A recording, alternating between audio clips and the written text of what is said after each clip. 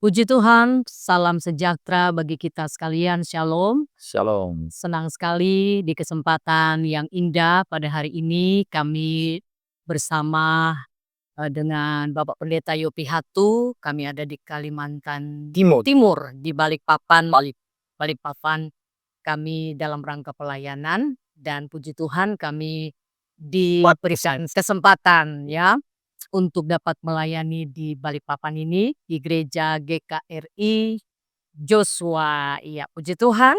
Hari ini kita berjumpa bersama dengan perkenalkan dulu Bapak Dr. Abriantinus SHMA. Beliau adalah Ketua APindo. Apa itu APindo? Asosiasi Pengusaha Indonesia. Dan beliau juga banyak gelarnya saudara ya. Jabatan organisasi yang masih aktif sampai sekarang. Salah satunya adalah Ketua Umum BPD Asosiasi Badan Usaha Jasa Pengamanan Indonesia, ya Provinsi Kalimantan Timur. Yang kedua Wakil Ketua Umum Bidang Ketenagakerjaan Kadin Provinsi Kalimantan Timur. Yang ketiga anggota LKS Tripatrit Provinsi Kalimantan Timur. LKS itu apa Pak? Lembaga kerjasama tripartit. Oh, lembaga kerjasama. Usaha, Ya. pemerintah dan serikat buruh. Ya, Ketua Umum Dewan Adat Dayak Kota Balikpapan, Panglima Komando Pengawal Pusaka Adat Dayak Borneo, Ketua Komite Akreditasi Lembaga Pelatihan Kerja Provinsi Kalimantan Timur. Wow, banyak banget saudara ya. Jadi berarti kita beruntung nih. Kita beruntung gak dapat kesempatan yang indah bisa berjumpa dengan Bapak Dr. Abriantinus ya dengan begitu banyak atributnya dan begitu banyak tanggung jawab yang bagus dilaksanakan. Tapi Ibu Talita saya potong sebentar. Ada hal yang luar biasa. Beliau juga ada seorang hamba Tuhan. Hamba Tuhan. Gembala jemaat juga. Iya. Yang komplit. Urusan dunia oke, urusan sorga juga oke. Itu yang disebut membangun kerajaan sorga. Bukan hanya nanti tapi di bumi itu. Nah, ya puji Tuhan. Iya, kami mau bertanya buat Bapak, kira-kira visi misi ke depan Bapak dengan begitu banyak tanggung jawab organisasi yang sedang Bapak emban gitu. Kira-kira apa menjadi visi misi Bapak ke depan? Baik, terima kasih Bu Pendeta Kalita Dodo dan Pak Yofi. Luar biasa, saya bersyukur hari ini bisa bertemu dengan kedua orang hamba Tuhan yang luar biasa. Beliau juga adalah pencipta lagu dan Ibu Talita adalah penyanyi yang sudah kita kenal dari tahun 80-an. Seingat saya masih STM tuh. Karena saya lulusnya tahun 87. Jadi 80 sampai 87 itu memang banyak top lagu. Nah, kalau tadi saya ditanyakan mengenai visi misi ke depan, bagi saya ini adalah sebuah panggilan. Jadi yang pertama, panggilan Tuhan bagi saya itu luar biasa karena saya di tengah kegalauan pada umur sekitar 16-an tahun, 15 tahun, tepat kelas 2, kelas 3, 2 naik kelas 3 SMP, sekolah teknik negeri waktu itu. Nah, saya berjumpa dengan Tuhan secara pribadi.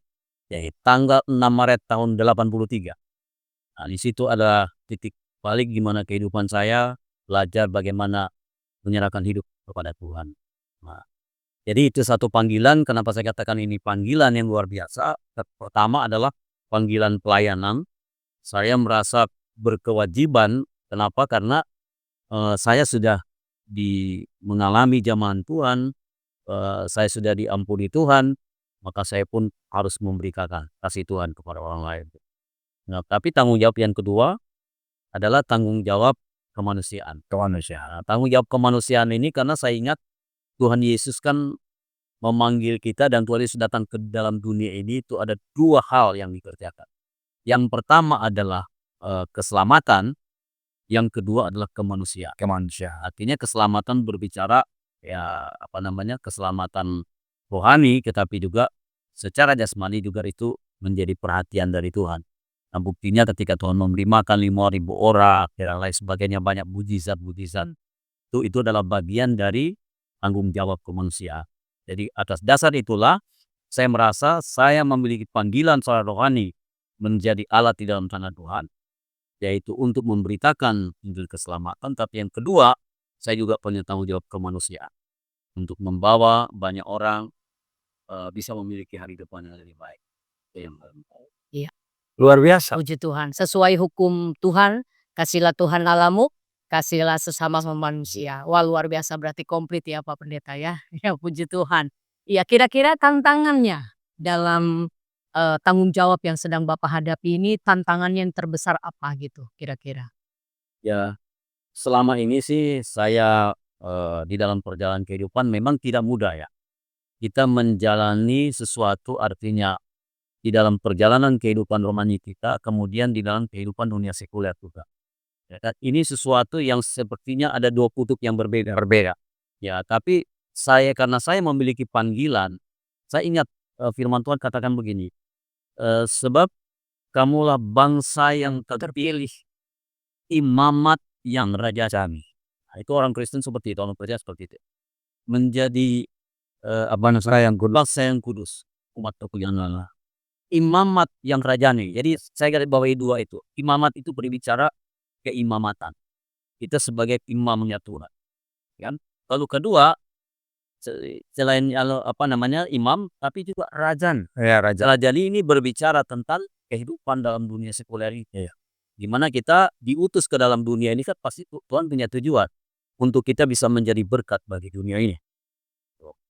Memberitakan keselamatan, tetapi juga kita punya tanggung jawab untuk membangun kehidupan dalam dunia ini, karena kerajaan Allah itu ada dalam dunia. Tatanan kehidupan. Nah, tatanan kehidupan. Iya. Puji Tuhan. Dan bangsa yang kudus, umat Semuanya punya. Allah hal sendiri. Luar biasa. Haleluya. Haleluya. Ya puji Tuhan, kita lihat di belakang background kami itu atribut-atribut Dayak siapa ya? Ya. Ya, Dayaknya Semua.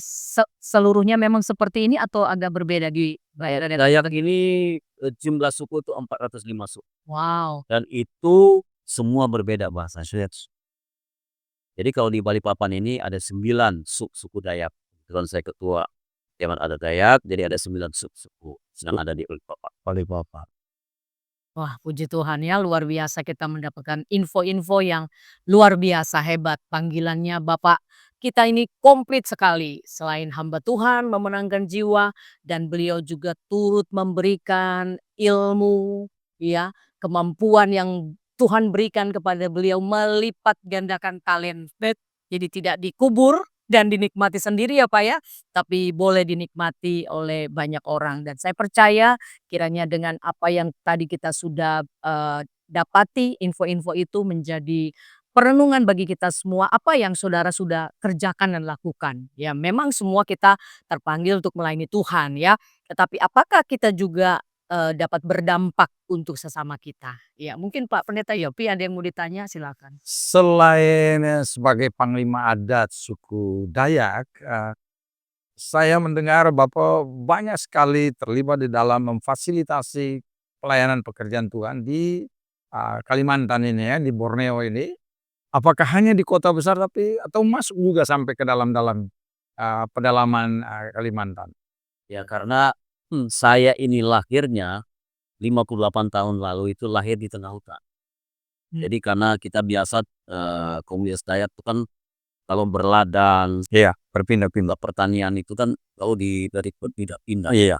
Jadi memang orang tua kita adalah dari turun-temurun bertani untuk biasanya. Saya lahir juga di tengah hutan belantara. Nah, jadi kalau bicara pelayanan, ya saya segala sesuatunya yang kita sudah lakukan itu bukan hanya di perkotaan saja atau kota besar. Malahan saya lagi senang itu masuk ke pedalaman-pedalaman. Wilayah Kalimantan Timur udah pada masuk semua dan punya cabang gereja. Wow, luar biasa ya, luar biasa untuk kesempatan. Ada lagi Pak Pendeta Yopi mau tanyakan? Ke depannya kira-kira apa yang masih harus dikerjakan, khususnya baik sebagai pengelima adat atau ketua adat maupun sebagai pejabat yang juga Tuhan percayakan ada kerjasama dengan pemerintah di dalam membangun tatanan masyarakat yang ada di khususnya Kalimantan Timur ini? Ya, jadi selama ini kami memang selalu bekerja sama. Ya, bekerja sama itu dalam semua kelembagaan.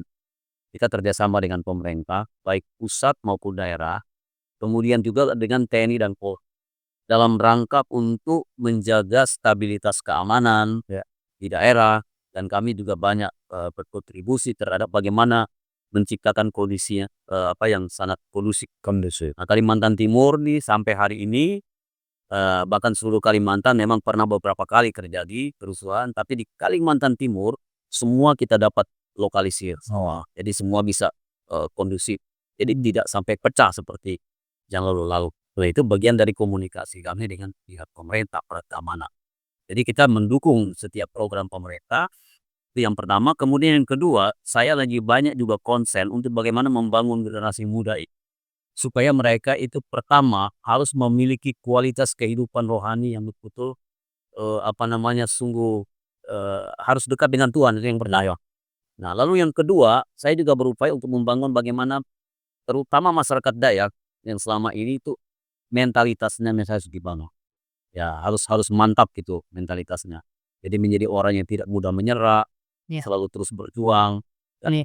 Karena itu kami bisa masuk ke segala lini selama ini, ya di sektor dunia usaha, di sektor pendidikan, di sektor ya, kehidupan ekonomi yang lain. Kita juga banyak melakukan upaya-upaya untuk bagaimana membangun ini. Karena bagi saya kehidupan kerohanian itu harus berimbang dengan kehidupan fisik secara kehidupan dalam dunia sekarang ini. Iya. Ya, kalau dia mantap secara rohani tapi secara Intelektual. harus mantap. Iya. Jadi harus ada keseimbangan. Nah, itu Tuhan bilang aku mengutus kamu seperti ombak hangat. Sedikit Dalam cerdik seperti ular. tapi tulus seperti. Mat. Jadi itu cerdik itu identik dengan cerdas, bukan licik. Baik. Nah, konotasinya negatif. Iya, licik. Tapi ini cerdik. Cerdik. Cerdik itu cerdas. Cerdas. Lalu kemudian tetap harus tulus. Nah, dua-dua ini yang saya selalu bilang, ini ilmu yang Tuhan Yesus beri buat kita. Iya. Nah, kalau kita hanya menggunakan cerdiknya saja, lama-lama dia bisa juga jadi licik. Iya. Nah, tapi kalau dua-dua ini berjalan, cerdik dan tulus, wah itu mantap. Kalau hanya tulus saja, nah kadang-kadang kita bisa dikadali. Nah, banyak dikadali. Aduh, terlalu tulus, woy. Orang. Makanya Tuhan Yesus mengajarkan hendak terlampau seperti ular tulus. Jadi dua-dua tuh harus jalan berimbang. Jadi tidak boleh salah satu aja digunakan. Iya. Gitu. Iya. Baik, saya kira memang sebagai pemuka masyarakat adat Dayak ya, kita juga sebagai hamba Tuhan, sesama pelayan, kita sudah pasti dan barang tentu kita akan saling mendoakan, mendukung semua apa yang menjadi aspirasi dari masyarakat Dayak yang ada di Kalimantan ini secara menyeluruh. Bahkan kita juga kan sering pelayanan kan Ibu Talita ke Dayak Malaysia ya, ke Sarawak, ke Sabah, kita udah pelayanan juga ke sana. Dan kira-kira ini agak spesifik Pak Panglima Dayak, Panglima suku Dayak, ya Borneo. Pesan kira-kira untuk generasi muda khususnya, pemuda Dayak. Ya barang tentu Tuhan pakai Bapak juga untuk bukan hanya pemuda Dayak saja, pemuda yang lain juga yang ada di Kalimantan Timur dan bahkan di seluruh Borneo ini. Tapi spesifik khususnya untuk pemuda Dayak, kira-kira apa yang bisa dikembangkan ke depan? Saya melihat memang kita pemuda Dayak di Kalimantan khususnya ya. Kalau kita lihat memang dari segi sumber daya manusia memang kurang maksimal. Kalau mau ya cukup banyak yang sudah cukup hebat, punya pendidikan yang cukup tinggi, ya kan. Tetapi saya akan lebih banyak menyoroti ke masalah mentalitasnya. Iya. Nah, jadi kalau orang dia punya pintar secara akademik misalnya gitu, Iya. belum tentu dia bisa mengaplikasikan segala sesuatu apa yang dia miliki itu. Kalau dia tidak memiliki mentalitas yang baik. Dan keberanian untuk melangkah, Mentalitas dan keberanian untuk berjuang. berjam, melangkah. Berupaya bagaimana menggapai cita-cita, harapan, kerinduan. Nah, karena itu saya punya moto 3. Yang pertama itu kita harus hidup. Saya harus hidup dengan iman. Arti dengan iman itu kita namanya iman, kita harus percaya. Pertama harus percaya kepada Tuhan. Ya. Lalu kemudian kedua, kita juga harus harus yakin juga dengan kemampuan kita. Ya, iman bergantung kepada Tuhan dan juga kita sungguh-sungguh artinya melaksanakan apapun yang kita kerjakan. Melangkah lah ya. Melangkah. Nah, iman. Lalu kemudian kedua, tekad. Tekad. Ya, tekad itu artinya orang punya semangat, punya keinginan yang kuat untuk menggapai sesuatu. Iman, tekad. Tapi dua ini saja tidak cukup. Nyata pengalaman saya nih, yang ketiga harus nekat. Nekat. Nah, nekat itu artinya kita harus berani melangkah, kita harus berani bertindak, ya, tetapi juga harus berani bertanggung jawab. Ya kan? Kalau kita bertindak, kita harus siap ambil risiko. Ambil resiko. Karena memang semua apapun keputusan itu Keputusan ada resikonya. ikut. Ya, Apakah itu risikonya positif atau negatif? Negatifnya kita harus wah. Jadi iman, tekad, nekat. Kalau kita miliki tiga ini, saya yakin kita jadi orang sukses. Iya. Iman selalu bergantung pada Tuhan. Percaya sesuatu yang mustahil itu bisa terjadi. bisa. Ya, gitu. Yang saya kira ini yang pertanyaan yang terakhir kali ya. Iya. Ya, mengingat sebentar kan kita ada sama-sama pelayanan juga ya Pak ya. Nah, kita sadar sekarang ibu kota nanti akan pindah ke Kalimantan Timur ini. IKN. Berarti sebagai Panglima suku Dayak Borneo ini yang pasti Tuhan udah taruh tanggung jawab besar juga. Kira-kira persiapan-persiapan apa untuk masyarakat Dayak yang ada di Kalimantan Timur ini untuk bisa mensikapi perubahan-perubahan yang akan terjadi dengan kehadiran ibu kota yang akan nanti mulai berlangsung di Kalimantan Timur ini. Pasti ada dampak-dampak sosialnya dan bagaimana mensikapi semua tantangan yang akan dihadapi oleh masyarakat aktif Kesiapannya ya. dan masyarakat asli yang ada di sini. Ya. Yang pertama, kami sendiri sangat bersyukur pada Tuhan. Kenapa? Kalau Kalimantan kemudian akhirnya dipilih oleh Presiden Jokowi pada masa itu untuk menjadi ibu kota Nusantara, bagi kami itu sebuah anugerah yang luar biasa. Kenapa? Karena sejak Indonesia merdeka sampai sekarang sudah hampir 80 tahun Indonesia merdeka, Kalimantan ini adalah satu penyumbang devisa terbesar kepada negara. Indonesia. Dengan hasil sumber daya alam yang Luar biasa. Nah, tapi sementara kita melihat di seluruh Kalimantan, saya udah keliling semua melihat. Masih banyak jalan-jalan yang yang rusak, bahkan bisa 3 hari 4 malam, 4 hari 4 malam baru bisa tembus ke dari satu kabupaten kepada kabupaten. Lalu kemudian kita juga melihat bagaimana kondisi lampu, listrik, penerangan itu juga masih banyak yang belum ada. Dan dengan adanya ibu kota negara atau disebut dengan ibu kota Nusantara ada di Kalimantan, itu berarti sudah mulai ada pemerataan pembangunan. Nah, karena itu kepada Presiden Jokowi pun pada tanggal 26 Oktober 2023, saya berhadapan langsung dan menyampaikan langsung kepada Bapak Presiden, IKN boleh dibangun. Oke, kita mendukung penuh IKN dibangun. Dan saya memang sebagai seorang aktivis dan luar biasa, bisa diceklah di YouTube di mana ya bagaimana aktivitas saya di dalam upaya juga berkontribusi terhadap pembangunan IKN ini. Kami sangat mendukung penuh dan secara umum masyarakat Dayak dan juga masyarakat lain asli Kalimantan. Karena asli Kalimantan itu juga ada, bukan hanya Dayak, juga ada suku ada suku Pasir, ada suku Kutai, ada juga suku Tidung, ada Banjar, itu juga kategori juga sebagai masyarakat asli Kalimantan. Nah, pada umumnya semua kita mendukung adanya IKN. Tetapi ada tetapinya. Kehadiran IKN itu harus bisa membawa berkah bagi masyarakat, terutama masyarakat lokal Kalimantan.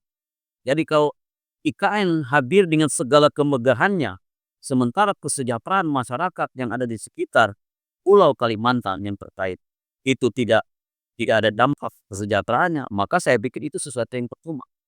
Ya, jadi saya menekankan juga kepada Pak Jokowi waktu itu supaya akses transportasi, komunikasi itu harus bisa connect semua seluruh Kalimantan. Karena hadirnya IKN itu berarti harus bisa membawa kesejahteraan desa. Itu yang kita harapkan tadi kan. Kemudian kalau bicara dampak juga memang ada, dampak-dampak yang negatif. Misalnya terjadi ketika ada beberapa misalnya, komunitas masyarakat yang kemudian ya tanah mereka juga harus masuk di dalam kawasan, ya kan. Nah, kami juga, intens menyampaikan kepada pemerintah, jangan sampai hak-hak masyarakat itu lalu kemudian diabaikan, ya kan. Artinya, mereka sudah turun-temurun, sudah di situ dari generasi ke generasi. Tidak bisa kemudian disingkirkan begitu saja, ya. Ini hak-hak mereka itu harus bagaimana pemerintah juga harus mengakomodir, ya kan. Ada tempat memang tidak semua kawasan IKN itu adalah tanah masyarakat, karena mayoritas besarnya itu sebenarnya adalah bukan tanaman industri, yang notabene adalah milik perusahaan, kan. Nah, tetapi ada tempat masyarakat, terutama misalnya situs-situs yang memang bersejarah dan kemudian ada kaitannya dengan kehidupan sosial masyarakat, adat misalnya gitu. Nah, itu harus dipertahankan. Misalnya contoh air, sumber air itu tidak boleh langsung ditutup atau dihilangkan, ya, kan itu tetap harus dipelihara dengan baik. Tuh. Makanya saya sebagai seorang aktivis lingkungan juga, ya, saya selalu memperhatikan semua dan saya memberikan masukan-masukan juga kepada mereka. Supaya bagaimana kehadiran IKN ini memberikan kesejahteraan juga bagi masyarakat. Kemudian yang kedua, tuntutan kami masyarakat Dayak, ya, pemerintah Indonesia ini, kenapa? Karena kontribusi besar Kalimantan untuk negara itu luar biasa. Ya harusnya di dalam struktur kabinet, dalam struktur pemerintahan, tokoh-tokoh Dayak ini ya punya kemampuan, ya punya potensi, itu harus juga masuk di dalam struktur. Nah, makanya saya ada memang sedikit keras mengatakan struktur IKN itu pemimpin otoriter. Nggak mungkin lah IKN itu ada di tengah pulau Kalimantan, lalu kemudian nggak ada satupun orang Dayak yang dilibatkan misalnya, atau orang asli Kalimantan yang lain yang duduk di dalam struktur otorita. Ya. Artinya pengertian kita duduk sama rendah, berdiri sama tinggi. Kita punya hak sama-sama, punya tanggung jawab bersama untuk membangun Indonesia ini ke depannya. Ya, ada barangkali pesan terakhir dari Ibu Thalita? Puji Tuhan kita telah mendengar banyak ya info-info yang tentunya sangat bermanfaat yang kita bisa tarik ya apa yang kita bicarakan pada hari ini ya. Dan tentunya pasti tidaklah berjalan semulus apa yang kita harapkan ya Pak ya, pasti ada tantangan dan rintangan, tapi yang jelas Bapak tadi mengatakan tetap harus punya tekad dan semangat. Nah itu semangat itu penting ya Pak ya, Dan nekat. nekat. Karena kalau ada tantangan tiba-tiba Bapak bilang, "Aduh kayaknya saya capek juga nih, udah berusaha." Dan kadang-kala kendala yang terbesar adalah menghadapi masyarakat di mana Bapak menjadi panglimanya ya untuk menuntun, memimpin anak-anak buah ini ya Pak. Nah, tentu tantangannya tidak semudah yang kita bayangkan. Jadi bagaimana caranya itu Pak, kan terakhir saja, mengatasi letupan-letupan justru di, lingkungan, masyarakat yang Bapak pimpin sendiri? Memang kendala terbesar sekarang di bumi Kalimantan ini, bumi Borneo ini, itu kendala terbesar adalah seringkali terjadi konflik. Konflik antara perusahaan dengan masyarakat, antara komunitas dengan komunitas itu seringkali terjadi. Ya, apalagi perusahaan dengan masyarakat kita tuh memang sudah hampir bisa dikatakan bulan-bulanan terjadi selama ini. Sebenarnya itu kalau saya lihat itu sistem itu harus diperbaiki. Iya. Misalnya contoh, ketika ada perusahaan masuk itu hanya main ini aja, main floating aja, Ya. ya kan? Iup atau apa sotik. Padahal di dalamnya ada perkampungan yang sudah berapa generasi ada di situ. Dan di situ sumber penghasilan masyarakat juga dari situ. Ketika di floating maka itu dianggap itu milik perusahaan. Nah, masyarakat ya tidak tahu bagaimana tas itu gitu. Nah, jadi seringkali terjadi benturan. Nah, saya bersyukur hari ini ya saya dipercayakan oleh perusahaan, artinya diminta oleh perusahaan menjadi advisor, menjadi penasihat dari salah satu perusahaan yaitu cukup besar di Kalimantan. Yaitu untuk apa? Untuk membangun komunikasi dengan masyarakat. Jadi ketika ada perusahaan kemudian dia bergerak dalam satu wilayah, maka kita berupaya untuk membangun komunikasi. Yang selama ini terjadi kentok, terjadi konflik karena komunikasinya buntu. Setelah saya turun kemarin beberapa daerah, ternyata mereka menyambut Baik. dengan baik, dengan sukacita, dan ada beberapa konflik yang terjadi dan kemudian kita berhasil untuk selesaikan. Tidak terjadi, istilahnya benturan dengan masyarakat secara langsung. Dan mereka bisa terbuka. Baik, terima kasih Bapak untuk kesempatan yang luar biasa. Harapan kita bersama, artinya panggilan kita sebagai hamba-hamba Tuhan, umat Tuhan, pemimpin gereja, sekaligus pemimpin masyarakat adat yang ada di Kalimantan Timur ini. Jelas kita melayani Tuhan ke atas dan kita melayani sesama. Kita itu merupakan panggilan pelayanan kita dan kesaksian kita sebagai gereja Tuhan. Dan pembicaraan ini jelas ini merupakan amanat yang Tuhan berikan buat kita semua untuk mengasihi Allah dan mengasihi sesama. Jadi kita memberi hidup untuk Tuhan dan kita juga memberi hidup untuk sesama kita. Saya kira itu percakapan Satu kita. lagi, Oh, ada pesan terakhir ya. saya sangat bersyukur pada Tuhan hari ini, setelah mungkin lebih dari 30 tahun. Saya orang seni, saya pelukis, saya juga pemain musik, saya juga bukan penyanyi ya. Pasti juga menyanyi, ya. Walaupun suaranya nggak sebaik dari Pak Yopi dengan Talita. Tapi beliau ini luar biasa. Karena setiap lagu saya suka perhatikan siapa penciptanya. Nah, jadi mungkin sudah barangkali puluhan ribu lagu dari tahun 80-an. Ya. Nah, kalau Yopi Hatu, wah itu lagu-lagunya saya oke mana. Saya nyanyi kebetulan dengan istri yang juga punya suara mas. Wah. Nah, jadi kita bersyukur hari ini luar biasa. Tuhan berkemukan dan kami sangat diberkati juga oleh firman Tuhan sudah disampaikan. Amin. Pesan Ibu Talita dengan percakapan ini barangkali supaya follower Ibu bisa membagikan semua pembicaraan ini kepada Ya, puji Tuhan, harapan kami Bapak Ibu bisa men-sharekan info ini ke lebih banyak orang lagi supaya mereka pun diberkati dan mendukung di dalam doa setiap langkah-langkah atau rencana Bapak ke depan nanti ya, Bapak Abriantinus ya ke depan nanti, supaya mari kita saling mendoakan untuk tetap maju bersama dengan Tuhan, dan kita percaya sesuai firman Tuhan berkata dalam Yosua 1 ayat yang ke-9, jangan kecut dan tawar hati karena Tuhan Allah akan menyertai kita semua. Salam Bapak, selain Dayak, Sangir dan Manado, Ya. like, subscribe, dan share. Kebetulan istri saya Teraja. Kebetulan istri saya Sangir Minahasa. Nah, komplit ya. Puji nama Tuhan ya. Terima kasih Pak untuk kesempatan dan infonya yang luar biasa. Dan saya percaya pertemuan kita ini bukan kebetulan, tetapi Tuhan punya rencana untuk membagikan dan men-sharekan semua kegiatan-kegiatan Bapak untuk kita bersama mendukung dalam doa, karena IKN akan dibangun di sini. Jadi masyarakat Kalimantan atau Borneo yang ada bisa menyiapkan ya kan sumber daya manusianya supaya apa yang menjadi cita-cita ke depan boleh berjalan dengan baik. Puji Tuhan, Tuhan Yesus memberkati kita semua. Shalom. Shalom, shalom, shalom.